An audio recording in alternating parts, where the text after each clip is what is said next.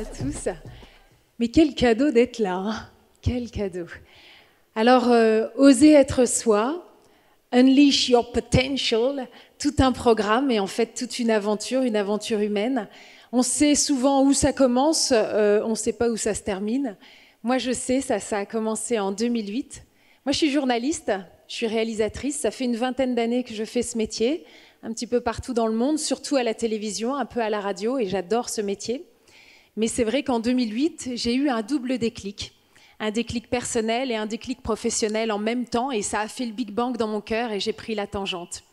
Déclic professionnel, j'ai porté un regard nouveau, un regard critique sur le monde des médias d'aujourd'hui, surtout sur celui de la télévision, parce que c'est le média qui a le plus d'influence, celui qui laisse le plus de traces. Et j'ai toujours considéré ce média comme étant une fenêtre sur le monde, ça peut vous informer, vous cultiver. Mais force est de constater que depuis quelque temps, eh bien, la violence a envahi nos écrans. Et la façon dont la télévision décrit le monde est de plus en plus anxiogène. Donc quand on y réfléchit bien, on a un média qui est ultra puissant et qui diffuse à grande échelle la peur dans nos cœurs, dans nos esprits. Or, la peur, c'est la pire des conseillères. C'est ce qui fait qu'on va se replier sur soi, qu'on va stigmatiser l'autre, surtout s'il est différent. Et puis, au bout d'un certain moment, eh bien, on va même bâtir des murs pour se séparer les uns des autres. Et ça, c'est bel et bien le phénomène que l'on observe un peu partout dans le monde. Alors, j'ai commencé à me poser des questions parce que je n'avais pas envie de donner mes compétences, mon énergie, mon temps au service de la peur. Surtout que quand j'ai commencé à y réfléchir encore plus profondément, je me suis rendu compte que la peur empêche d'aimer. La peur, c'est le véritable ennemi de l'amour. Comment est-ce que vous allez partager si vous avez peur de manquer ? Comment est-ce que vous allez vous approcher de votre voisin si vous avez peur qu'il vous attaque ? La peur empêche d'aimer. Donc, il fallait vraiment que je revisite un peu mon métier pour trouver une solution. Et au moment où je me pose toutes ces questions d'ordre professionnel, j'ai toute l'histoire de mon enfance qui remonte à la surface. Une enfance dont j'avais jamais parlé jusque-là. Et donc, si ça vous va, je vais vous raconter quelques anecdotes concernant cette enfance. Et puis après, normalement, on va refaire le puzzle ensemble. Est-ce que ça vous va ? Tant mieux, j'ai pas de plan B. Alors, pour vous parler de mon enfance, eh bien, tout commence par une histoire d'amour. Vous avez sur cette photo, c'est un très jeune couple qui vient de se fiancer, Marie-Thérèse et Michel, et qui vont devenir mes parents adoptifs. Ils sont tombés amoureux, ils vont décider de se marier. Ce sont des gens tout simples. On est dans le nord de la France, près de Lille, dans la banlieue lilloise, l'île Roubaix-Tourcoing, pour ceux qui connaissent. Et donc des gens tout simples, mais avec un immense cœur. Alors ils vont s'installer dans une petite maison, et puis quelques années après leur mariage, ils vont s'engager auprès d'une ONG qui s'appelle Terre des Hommes, qui prend soin de l'enfance défavorisée du monde entier. C'est une grande ONG qui continue d'exister. Hein. Et ils décident donc de s'engager bénévolement auprès de cette ONG. Et ils doivent décortiquer des dossiers qui concernent des enfants qui viennent d'un peu partout dans le monde, pour lesquels il faut trouver des familles d'accueil ou des familles d'adoption. Et là, quelque chose d'inattendu va se produire, c'est qu'ils vont tomber sur certains dossiers bien plus complexes que d'autres. Tellement complexes que ça fait de certains de ces enfants des enfants considérés comme étant inadoptables. Alors vous imaginez le mot inadoptable sur le front d'un enfant. En gros, pour celui-là, c'est déjà foutu, quoi. La société l'a déjà condamné. Il y a 3 raisons principales qui font qu'un enfant peut être considéré comme étant inadoptable. Un enfant qui est déjà trop âgé, parce que les couples cherchent en priorité à adopter des bébés ou des tout jeunes enfants. Un enfant qui a déjà eu un parcours de vie très chaotique et qui du coup souffre de traumatisme. Quand on sait que l'adoption, ce n'est pas quelque chose de facile, eh bien, voilà, ça complexifie un peu la chose. Et puis, ça peut être aussi des enfants qui souffrent de handicaps très lourds, trop lourds. Et la réalité, c'est que c'était bien souvent un petit peu de tout ça à la fois. Alors, chaque fois que mes parents vont croiser le chemin d'un enfant dans cette situation complexe, cette situation inextricable, eh bien, ils vont avoir le cœur brisé et vont se dire « on ne peut pas laisser de côté, on le prend ». Et c'est ce qui fait qu'au bout de leur aventure, ils auront ainsi sauvé, adopté une vingtaine d'enfants venus du monde entier, tous considérés comme étant inadoptables. C'est l'histoire que je suis en train de vous raconter. Merci. Alors, je vous propose qu'on se replonge un petit peu dans le contexte de l'époque. J'aime beaucoup cette photo parce que vous voyez ma maman au milieu avec ses longs cheveux de hippie, ses couleurs flashy, ses pantalons pas de def. Pas de doute, on est à la fin des années 60, début des années 70. Et en fait, vous avez une de mes sœurs qui est dans ses bras, qui est de Bangalore, Inde du Sud, ma sœur Hélène. Derrière elle, il y a ma grande sœur, Marie-Laurence, qui est la seule enfant biologique de la famille. Et puis avec ses petites bottes jaunes derrière encore, c'est mon autre sœur, Virginie, qui est de Corée. Alors qu'est-ce qui se passe? Eh bien, on passe plus inaperçu. En fait, on est dans une petite ville de province. Et à l'époque, déjà, on n'adoptait pas de façon internationale comme ça. On adoptait des enfants qui nous ressemblent. Et là, vous avez donc un couple qui en adopte pas un, pas deux, pas trois, mais plus que même que 10 et plus que les doigts de la main. Mais en plus, ils sont de toutes les couleurs, etc. Donc vraiment, c'est très curieux. Il se trouve qu'il y a quelques années, j'ai écrit l'histoire de ma vie dans un livre qui s'appelle La petite fille à la balançoire. Et du coup, j'ai été poser des questions à mes parents pour me replonger dans l'époque. Et là, j'ai découvert quelque chose qui m'a beaucoup troublée et que je vous partage. C'est vrai qu'aujourd'hui, quand je raconte l'histoire de ma famille, souvent on est assez touché, émerveillé. Eh bien, ce n'était pas le cas à l'époque. À l'époque, mes parents se sont fait énormément juger, critiquer. Les gens, les voisins disaient « mais qu'est-ce que c'est que ces gens? Ils sont bizarres, on dirait la cour des miracles, ça doit être des illuminés, ils ne sont pas normaux. » Je vous en passe des vertes et des pas mûres. Alors ça m'a beaucoup questionnée et je me suis dit, mais comment ça se fait? On a affaire à un couple qui a essayé de sauver des enfants et ils se sont pris comme ça des jugements terribles. Eh bien, je vous partage ça, je crois que c'est une leçon universelle. Je crois qu'en fait, dès lors que vous décidez de repousser les limites, que vous décidez de viser plus haut, que vous montrez qu'autre chose est possible, ne vous attendez pas à ce qu'on vous tresse des couronnes de laurier. Ne vous attendez pas à ce qu'on vous glorifie, etc. Vous allez déranger, vous allez bousculer. Et c'est ce qui s'est passé pour mes parents. Alors, je vous le confie parce que ça veut dire que certainement qu'il faut qu'on choisisse bien nos combats. La vie est un combat de toute façon. Donc, choisissons bien nos combats, ceux qui vont nous permettre d'avoir la récompense dans le combat lui-même. La récompense de mes parents, c'était que ces enfants étaient sauvés. Et ça a suffi à leur bonheur. Eh bien, choisissons bien nos combats. Un homme averti en vaut deux, une femme en vaut quatre, donc ça vaut le coup de le savoir. Alors, je viens de vous le dire, l'adoption, ce n'est pas quelque chose de facile, notamment parce qu'un enfant qu'on adopte souffre d'une blessure quasi indélébile, c'est celle de l'abandon. Ce sont des enfants qui ont été abandonnés et du coup, eh bien, ils vivent avec cette souffrance, cette douleur et surtout avec une épée de Damoclès au-dessus de la tête, la peur d'être abandonnés à nouveau. Et du coup, ça les met dans une situation qui fait que, sans cesse, eh bien, ils ont besoin de preuves d'amour, beaucoup plus que les autres. Ils ont besoin de reconstruire la confiance. Et du coup, parfois, ils peuvent faire des crises de colère, etc. Et donc là, vous avez, sous un même toit, des enfants qui souffrent tous de cette blessure de l'abandon, mais qui souffrent aussi d'autres types de blessures. Donc normalement, juxtaposer ces histoires très complexes, ça doit donner la cata, on est bien d'accord. Et pourtant, le miracle a eu lieu.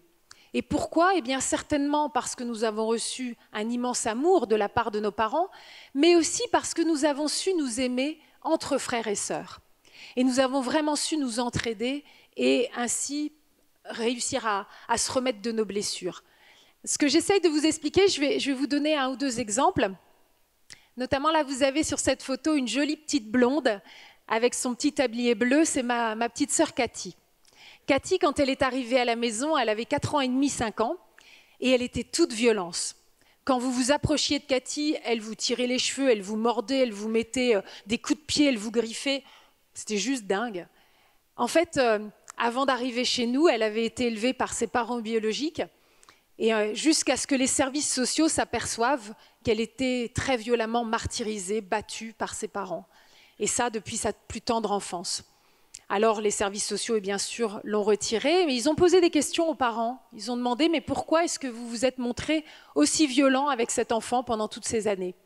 Et là, les parents ont répondu quelque chose d'assez aberrant. Ils ont dit, bah oui, mais elle est pénible, quand on l'appelle, elle ne répond pas.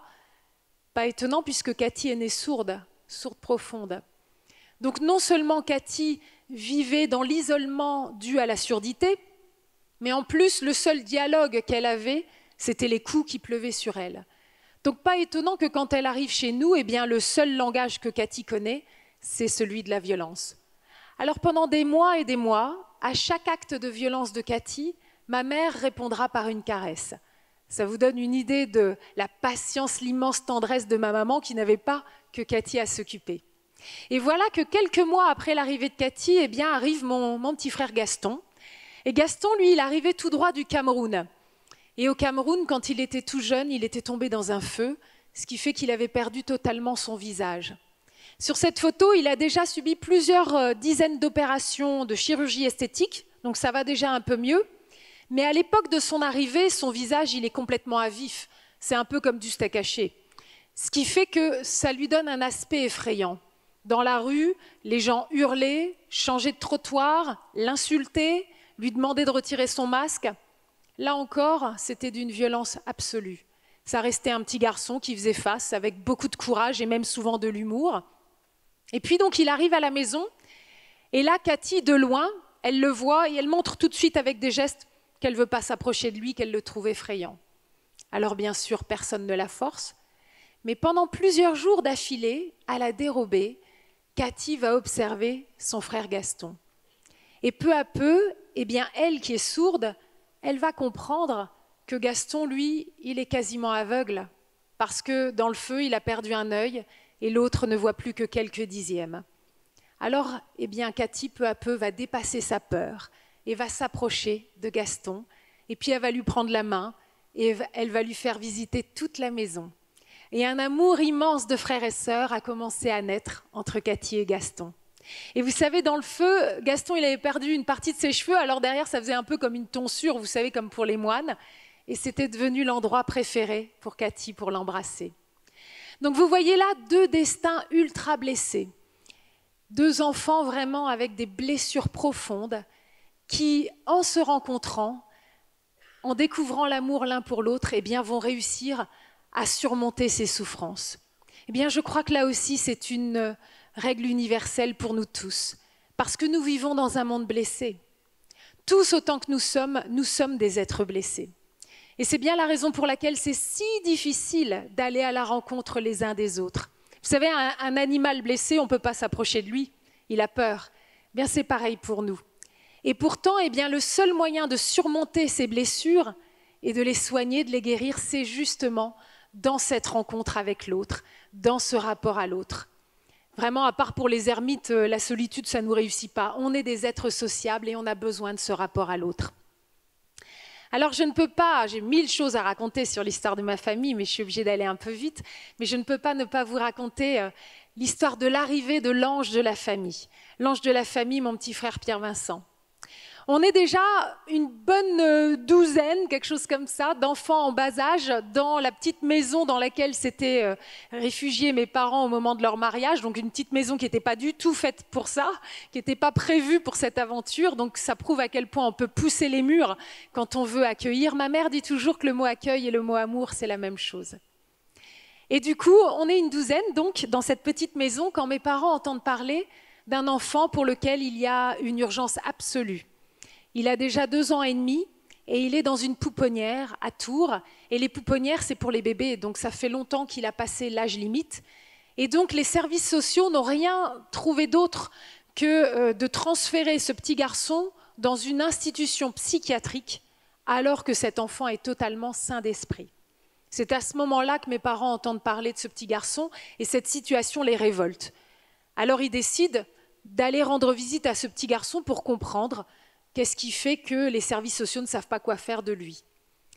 Et en fait, Pierre-Vincent a été abandonné à la naissance alors qu'il est né sans bras et sans jambes. Mes parents donc lui rendent visite. Ils sortent de cette visite bouleversés parce qu'ils sont d'ores et déjà tombés amoureux de ce petit garçon. Mais ils ont bien conscience que là, la barre, elle est encore plus haute. Alors, pour la seule et unique fois de l'histoire de notre famille, ils vont nous réunir, tous les enfants de l'époque, dans le petit salon, pour nous expliquer, nous parler de Pierre-Vincent, nous décrire la situation, pour nous demander la permission. Ils vont nous dire, voilà, ce petit garçon, il est né sans bras et sans jambes, et donc si on décide de l'accueillir, il faudra qu'on soit attentif à ses moindres besoins, et donc on aura besoin de vous pour nous aider. Donc on vous laisse réfléchir toute la journée et puis ce soir on se retrouvera et vous nous donnerez votre réponse. Et là, vous savez, c'est merveilleux parce que vous savez, les enfants, c'est très concret. Les enfants, ça ne fait pas des PowerPoint, ça ne fait pas des business plans. Mes parents non plus d'ailleurs, ça n'aurait jamais marché.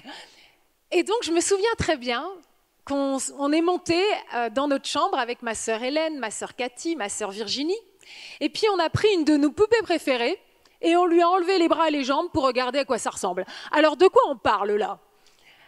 Et en regardant cette poupée démembrée, ça nous a paru évident que ça restait un petit garçon, donc en fait on ne voyait pas où était le problème. Vous voyez, ça c'est les cœurs d'enfants. Et du coup, ce soir-là, quand on s'est réunis dans le salon, mais ça a été un immense oui à l'unanimité qui a jailli de nos cœurs, et même on était déjà tout excités à l'idée de le rencontrer, ce petit bonhomme. Et à ce moment-là, on a senti qu'il se passait quelque chose de spécial, parce que mes parents se sont mis à pleurer, et ce n'était pas tous les jours qu'on voyait nos parents pleurer. Alors ça y est, ils sont partis à Tours chercher Pierre Vincent, après quelques mois évidemment d'administration française, et puis ça y est, ils reviennent à la maison, et là vous voyez maman avec Pierre Vincent dans ses bras. Autant vous dire qu'on a tous littéralement fondu, parce que franchement, quand on voit sa bouille, comment faire autrement? Et donc pourquoi est-ce que je vous dis que Pierre Vincent, c'est l'ange de la famille? Parce qu'il est clair qu'on vivait déjà des très belles choses dans notre famille, avant son arrivée. Mais Pierre Vincent, il nous a vraiment offert la grande chance, l'honneur, le privilège de pouvoir lui offrir nos bras et nos jambes. Ce qui fait qu'il nous a littéralement cimentés, soudés comme famille, jusqu'à faire de nous un seul corps. Et ça, c'est exceptionnel, c'est extraordinaire. Alors c'est vrai que parfois j'entends des choses très violentes, des gens qui disent voilà, des enfants comme ça, ils ne devraient pas naître. Ils ne connaissent pas Pierre Vincent. Ils ne connaissent pas la grâce, la joie de vivre avec Pierre Vincent. Pierre Vincent, c'est bien simple, c'est la joie de vivre incarnée. Je ne l'ai jamais vu, entendu se plaindre de quoi que ce soit. Pierre Vincent a toujours inventé des nouveaux jeux. Là, vous le voyez dans son petit bateau. Il inventait aussi toujours des nouvelles bêtises. Les bêtises qu'il ne pouvait pas faire lui-même, il les faisait faire par ses frères. Croyez-moi que ses frères les faisaient. Et aujourd'hui, Pierre Vincent, c'est le seul sportif de haut niveau de la famille, dis donc. Il est champion de France de tir à la carabine, je ne compte plus le nombre de médailles.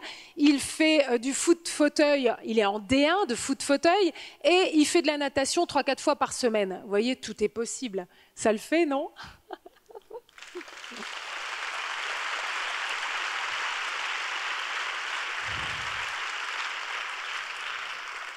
Alors c'est là qu'on va remettre le puzzle ensemble. Souvenez-vous, on est en 2008 quand je me pose des questions d'ordre professionnel et que j'ai toute cette histoire qui remonte à la surface. Et quand j'ai cette histoire qui remonte, d'un coup, ça devient une évidence. Je me dis, mais mes parents, ce sont des héros de l'ombre dont personne ne parle, et des héros humbles parce qu'ils n'ont jamais rien fait pour la gloire. Ça, c'est pas du tout leur délire. Mais je me suis dit, des hommes et des femmes de cette trempe, il y en a partout dans le monde. Des héros humbles, vraiment. Des hommes et des femmes qui sont en train de changer le monde, qui vraiment soulèvent des montagnes chaque jour. Ils n'ont pas forcément tous adopté 20 mômes, mais ils s'adaptent tous à des problématiques différentes. Et à un moment, ils ont décidé de relever les manches, d'aller dans l'arène pour agir et faire bouger les lignes. Et quand on découvre leurs histoires, leur parcours, non seulement on est complètement bluffé, mais on est aussi bouleversé, touché en plein cœur et dans les tripes, parce que finalement, il y a un effet miroir très puissant qui s'opère. Ces hommes et ces femmes, ils nous ressemblent. Ils n'ont pour la plupart pas le porte-monnaie de Bill Gates, ils n'ont pas le cerveau d'Einstein, ils nous ressemblent. Et pourtant, ils font bouger les lignes.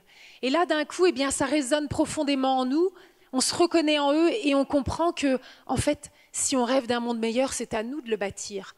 Vous savez, c'est vraiment en regardant ces histoires qu'on comprend que c'est jamais trop tard, que tout est toujours possible et que c'est dans nos mains. Si on rêve d'un monde meilleur, c'est à nous de le bâtir parce que le monde, c'est nous.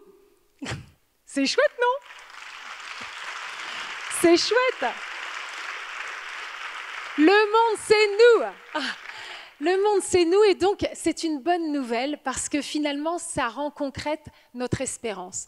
Et c'est vrai que du coup, du jour au lendemain, j'ai quitté le monde des médias traditionnels pour pour créer ma propre ONG, une ONG d'information. C'est la seule ONG d'information au monde. Il y a 10 millions d'ONG, c'est la seule. Et l'idée, effectivement, c'est que notre ligne éditoriale consiste à faire du journalisme avec espérance. Et ça fait la différence, notamment en faisant le portrait de ces héros humbles, mais aussi en faisant des grands documentaires de société pour éclairer, décrire le monde avec espérance, en regardant la réalité bien en face, mais en donnant l'envie d'agir. Ce qui veut dire que le but de cette ONG, c'est pas juste de faire des beaux films qui portent des beaux messages. Ça, c'est le moyen de toucher des dizaines de millions de gens de par le monde grâce à la puissance de frappe des médias. Mais le véritable but, c'est qu'une fois que les gens ont envie d'agir, eh bien, l'idée, c'est de les accompagner vers l'action pour créer vraiment un mouvement d'action, un mouvement citoyen d'engagement et d'action. Et donc, nous avons des programmes d'accompagnement vers l'action pour les écoles, pour les villes, pour les prisons, pour les entreprises. Et j'espère que vous allez tous très intéressés d'embarquer dans l'aventure avec moi. Et donc, on a commencé cette aventure from scratch, comme on dit. J'avais pas d'argent, pas d'équipe, pas de matos, juste le cœur qui bat. Et peu à peu, eh bien, des bénévoles sont venus me rejoindre. Et donc là, vous voyez des bénévoles qui sont partis faire un tournage au Congo. Ils ont été faire le portrait d'une héroïne fantastique. Et donc, on a fait comme ça, peu à peu, cette aventure qui a grossi avec le nombre de bénévoles et puis peu à peu des donateurs et puis des entreprises qui ont commencé à être partenaires, jusqu'en 2015 où on a sorti notre premier long métrage dont vous voyez l'affiche qui s'affiche là à l'écran. Donc, Women and Men, des femmes et des hommes, un grand documentaire qui traite de l'égalité entre les hommes et les femmes dans le monde. Ce film est très apprécié ici au groupe Eve. Et donc, vous voyez que Orange et Kering sont partenaires de ce film. Et ce film, qu'on a fait 1 an de tournage qu'avec des bénévoles, eh bien, aujourd'hui, il a déjà été vu par 55 millions de gens dans le monde. Il est traduit en 11 langues.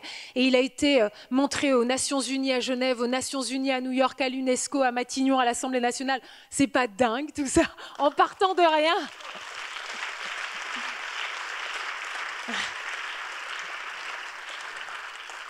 Alors, je pourrais parler pendant des heures du projet Imagine, mais je vous ai ramené un film de présentation parce que c'est mieux de le voir en images et puis après, je conclus. Ça vous va? On regarde? C'est parti.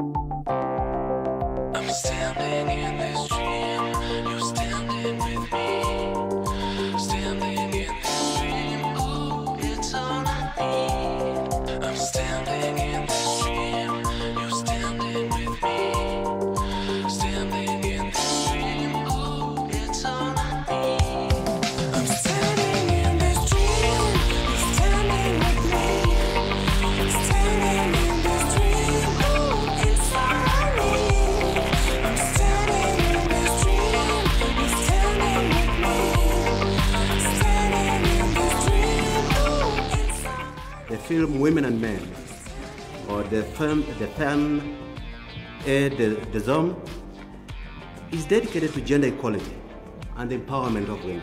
This remarkable documentary pictures dozens of men and women throughout the world who have spoken candidly with director Frédéric Bedos.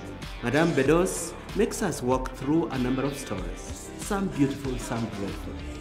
We need to learn from both. Ms. Bedos has chosen through her Humble Heroes project to bring to light the many anonymous heroes from all walks of life who make a difference every day around the world.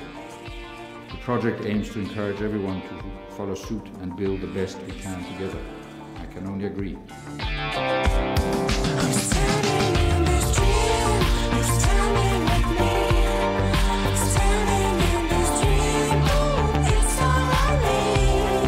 Standing in the street.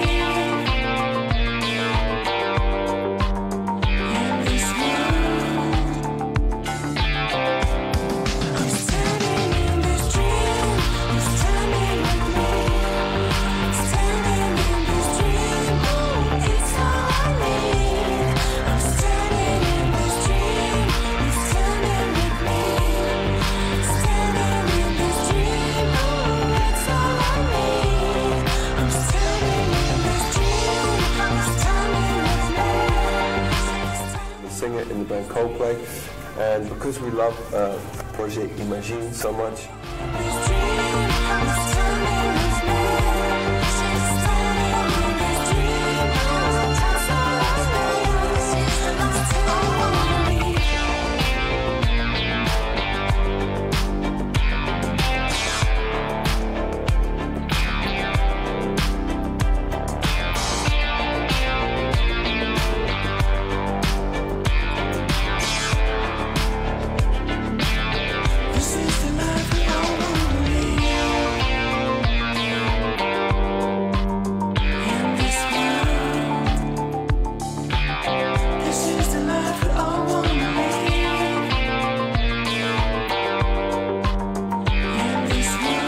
Je demande seulement de prendre conscience que là où vous êtes, vous pouvez faire quelque chose autour de vous pour que le monde soit un peu mieux.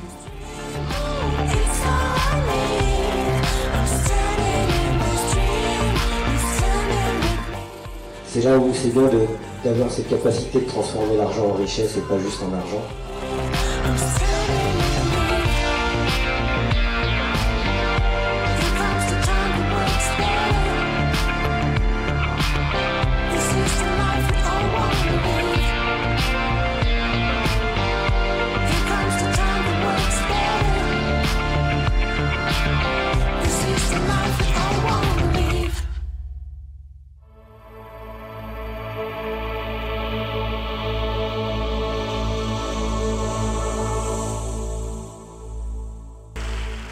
Merci. Bon, vous voyez, il se passe beaucoup de choses au projet Imagine. En 2020, en fait, les 10 ans de l'ONG, on est en train d'affronter le fameux défi du changement d'échelle. Donc, autant vous dire que la marche est haute. On va vraiment avoir besoin d'alliés, de soutien. Donc, si vous avez envie de nous soutenir, vous êtes les bienvenus. Alors, juste un dernier mot. Je voulais juste vous dire que finalement, depuis le début de ma prise de parole, je vous parle que d'une seule chose. Je vous parle d'amour. Je suis journaliste et j'ose parler d'amour. Je sais à quel point c'est un mot de plus en plus difficile, compliqué à utiliser, parce que souvent on a peur du ridicule. Et je crois que finalement, par peur du ridicule, eh bien, nous avons peu à peu, tous collectivement, baissé nos rêves, baissé nos ambitions, et nous avons acheté un petit peu ce qu'on est en train de nous vendre, comme si c'était le Graal à atteindre. On nous dit qu'il faut qu'on bâtisse un monde de tolérance.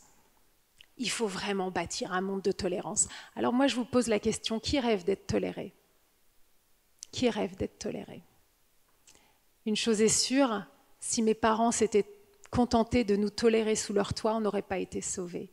Ils ont été jusqu'à nous aimer et c'est ça qui nous a sauvés. Alors je crois qu'il va falloir effectivement qu'on prenne le risque d'oser aimer.